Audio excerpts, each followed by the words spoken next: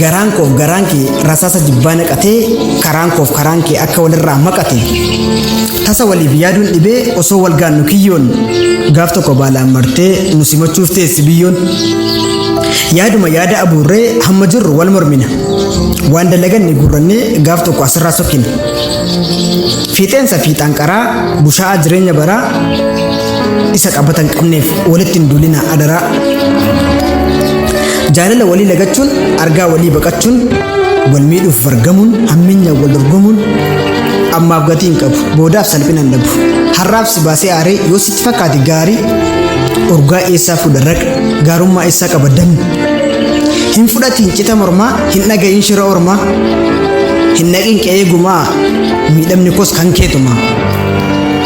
na lagattu firan qabdu na qabattu tasan cabdu hiikan qabu ansi malee sin jabeessa si hamilee hammeenya kee gaarummaadhaan doqnooma kee arjummaadhaan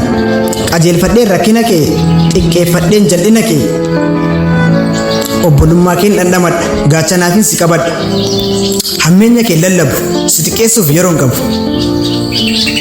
dabaayyoon si gaade hammina kee yoo yaade gurri koo natti horsa onneen koos na hiraarsa dhiphinni koos na qorka gammachuu na dhorka kanaaf sitti malu sirratti na lolu